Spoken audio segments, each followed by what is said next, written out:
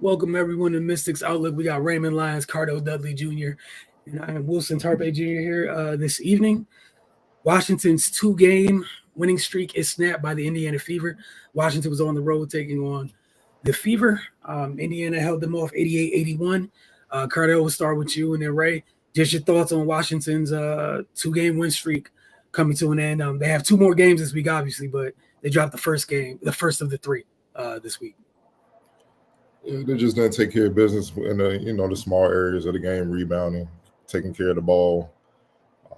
They definitely didn't do a good job defensively inside as far as keeping Aaliyah Boston contained and keeping drivers out of the paint where they got easy baskets. Kelsey Mitchell, seems like got to the paint at will, and you got to give Caitlin Clark credit. She's figuring things out.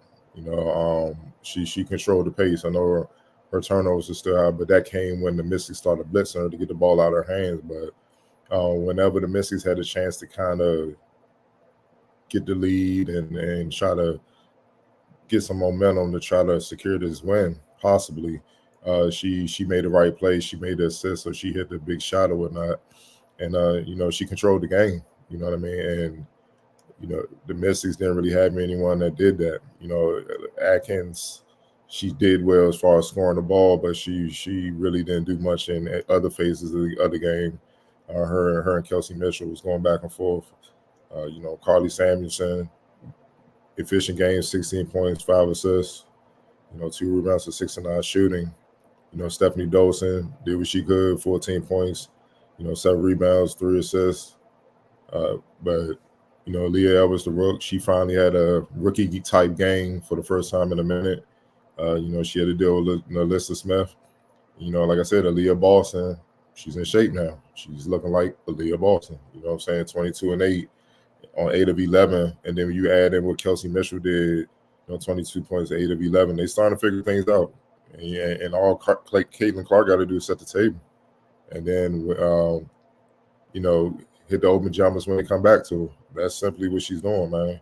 And it's inexcusable for the guards on the Mystics to allow Caitlin Clark to have 12 rebounds. And Atkins, 1 rebound. Carly Samuelson, 3. Van Loo, 3. You see what I'm saying? Like, notice a theme. Like, it is just, it's inexcusable, man.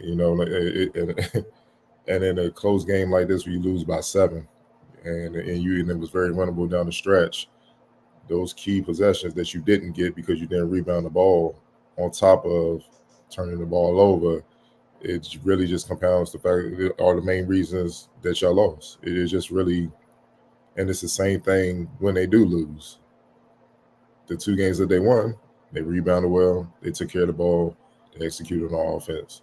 It's not rocket science, man. And obviously without Brittany and without Shakira, you don't have much room for error, especially being on the road. So, it's just the little things that just seems to plague them when they lose.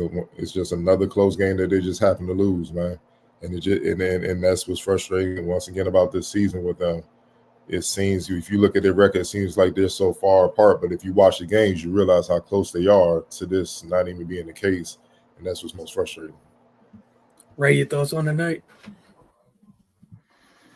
Yeah, like Cardell said, man, they just didn't check enough boxes. And with the slim margin of error, 9 times out of 10, it's going to lead to a loss for them, as we've seen this season. They got to do more things well than they don't.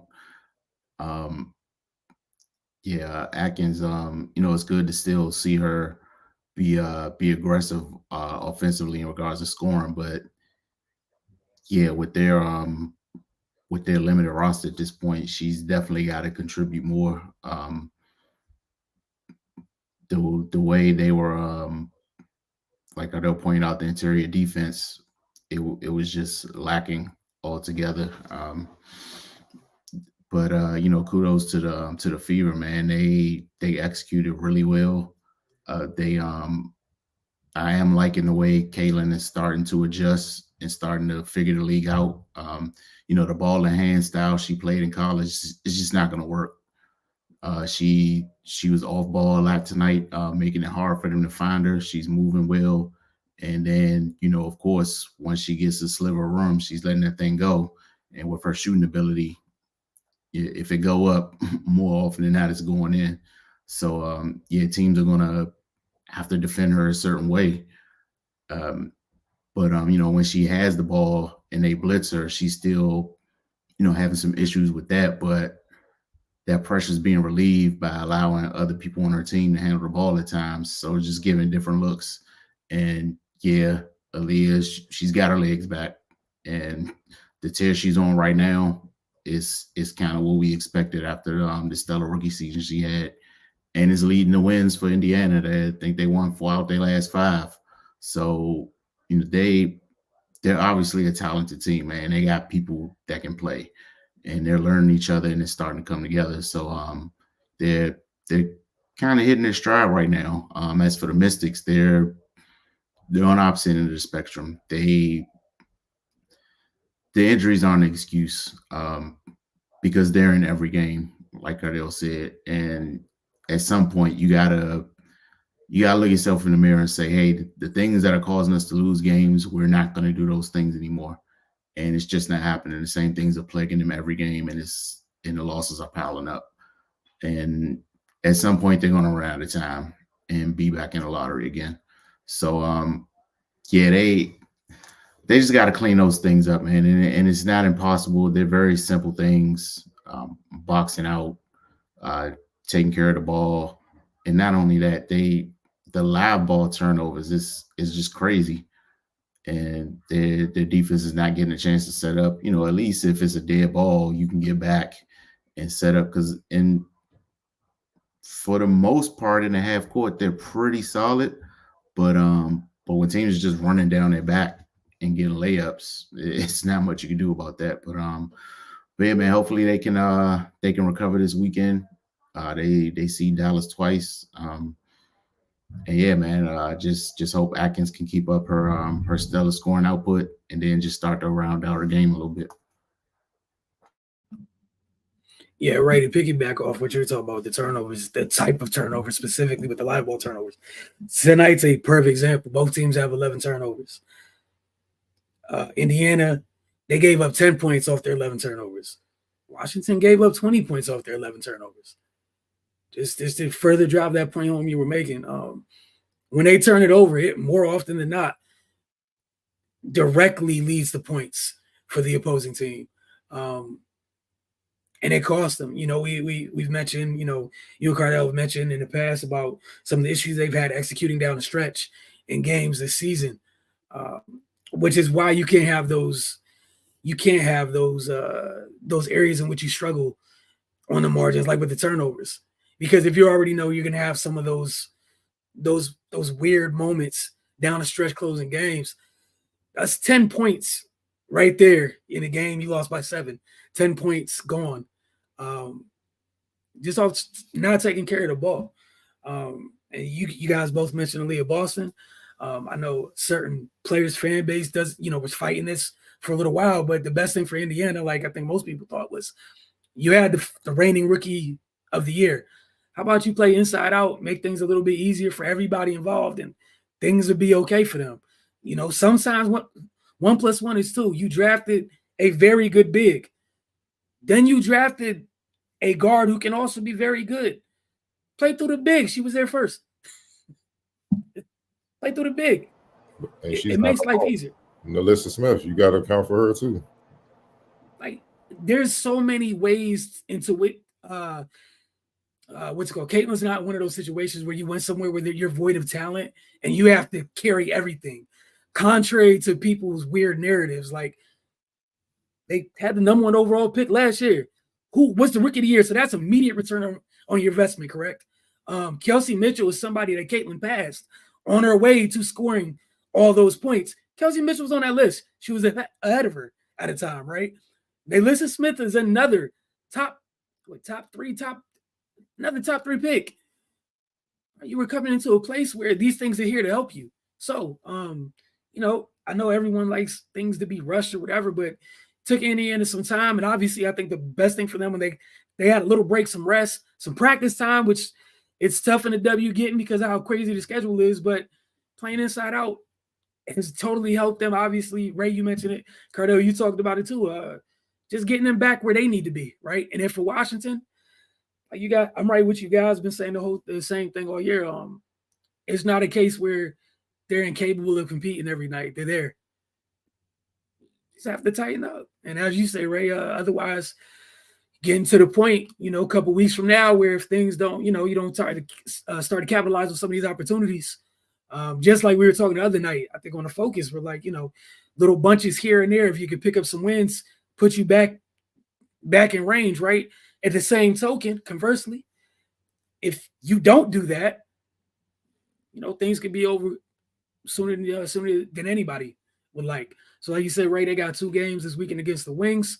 But that being said, y'all know what it is. I feel like I know what y'all are going to say, but it's up on the screen for you guys to discuss.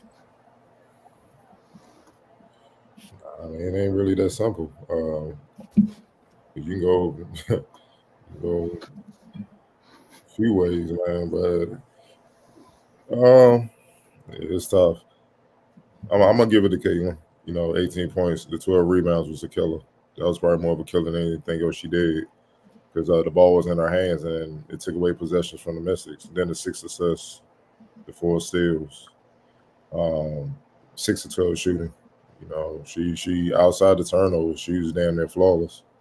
You know what I mean? And like you said, she's figuring it out, and that's all we were saying from the jump. She's not gonna come in and just do what she was doing in college like there is in the transition. It's gonna take time, and she's starting to figure it out. And you notice teams are starting to struggle little by little to deal with her, as she figured things out. And a big part of that, like Ray says, is Aaliyah Boston looking like Aaliyah Boston, because now you're going to have to double her, which is tough to do because Alyssa Smith is down there too. She's a double machine. Then you got to deal with Kelsey. That's what we were saying when she was drafted. Like, they could be a problem. They figured this thing out, and they're starting to.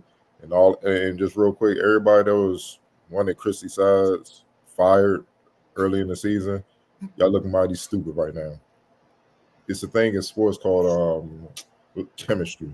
It takes time to build that. On top of, and it's even harder for the WNBA because these new players that are drafting and coming in, they're coming in right off the college campus and getting thrown to the fire. It's not like the NBA where you get drafted, you have a summer, play with the guys, get a feel for things, training camp, preseason, then you get to the regular season. You got about 3 or 4 steps before you get to the show to try to figure this thing out. But the ladies, hey, figure it out in the fire, like you in the fire. And that includes her. So she's trying to figure out the type of talent Caitlin is and how to blend it with the other players and make it work. They're starting to catch a stride. 4 out of the last 5. And now you're starting to see what they can become. And that's what we were saying. We were saying, like, they got weapons over there. So Caitlin just come in and set the table and just feed off of what they can do. Yeah, this nigga turn around pretty quickly. And you're starting to see that. So, shout out to her, man. People just silly, man. Firing coaches. What can any coach do in like 2 or 3 games? Like, come on, man. It's just silly, dog. So, but yeah, I'm gonna give Caitlin the props, man. Like, she killed him in many ways. All right, Ray. Man, it's a group effort, man, between Aaliyah, Kelsey, and Caitlin. But Jesus. Yeah, I mean, I guess you would have to give Caitlin the nod since she's making most of the decisions. And it was a close game, and she made plays when she needed to, and just kind of played within herself. Yeah, I know the turnovers were still a little high, but they weren't the turnovers we were seeing early in the season when she was just forcing things and trying to do too much at times. So yeah, man, and those rebounds crucial. 12 rebounds from the point guard spot, like that can't happen. That just absolutely can't happen. And then, of course, the efficiency shooting the ball. Yeah, she'll get the nod tonight from me as well. All right, which means this is an interesting group here. You got several candidates here for X Factor. Aaliyah Mitchell, there you go. All right, I like that. Simple.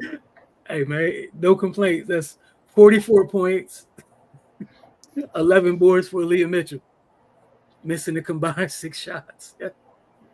And they all combined 16 to 22. Yeah.